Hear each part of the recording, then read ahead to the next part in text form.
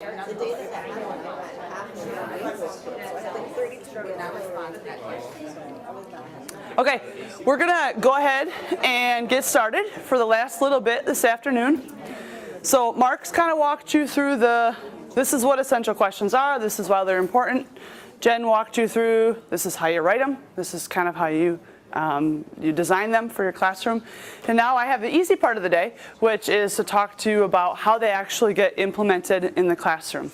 There's been a lot of research about you can have the greatest essential question or guiding question ever, and then accidentally sabotage that through some of the teacher moves that you use in your classroom. So we're going to spend some time this afternoon and the time that we've got left talking about those teacher moves in our classrooms that make all of your hard work that you've done previous to me this morning really pay dividends in the classroom. So this is kind of the goals of this section. We're going to talk about ways that teachers are successfully using them in their classroom. We're going to talk about how teachers can establish a culture of inquiry in their classroom.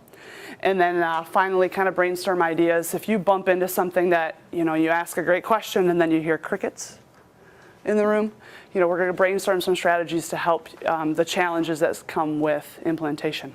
So to get us started off, to get us kind of thinking about that, what I would like you guys to do in your groups at your table, I provided you two sheets of, because you're talking to the math girl now, you get like the fancy paper with like graph coordinate grids on it. And in case you thought you were going to be graphing things, you're not. You're going to just be making some nice lists. So what I would like you to do is to kind of think about if you were to walk into a classroom, whether it's yours or somebody else's, and a teacher is successfully implementing questioning strategies in their classrooms. What does it look and sound like? And what are its implications for you as a teacher, for the students, and for learning? So the good news on one sheet, and then the not so good news on the other sheet. If you were in a classroom and the teacher was struggling with that, what might that look and sound like? What are its implications for you as a teacher, for the students, and for learning? We're going to start with the positive, and we're going to kind of build on the good stuff. And then near the end, we're going to talk about, okay, if you do happen to see that classroom, or it is your classroom, how might we build in some strategies to help you when things aren't going the way that you had planned? Okay? So I'm going to give you guys about 10 minutes to work through the good and the bad on two separate charts. And then we're going to kind of work through your ideas for the rest of our time together.